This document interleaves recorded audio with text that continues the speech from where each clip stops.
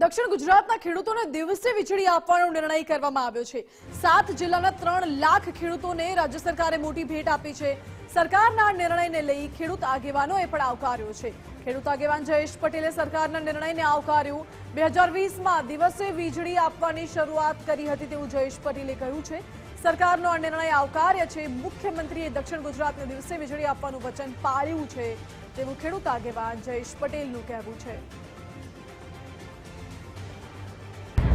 ઘણા સમયથી ખેડૂતોની લાગણી અને માંગણી હતી કે ગુજરાત સરકાર ખેડૂતોને દિવસે વીજળી આપે અને એના અનુસંધાનમાં આ માંગણી સ્વીકારીને 2020માં રાજ્યની સરકારે સૂર્યોદય કિસાન સૂર્યોદય યોજના લાગુ કરી।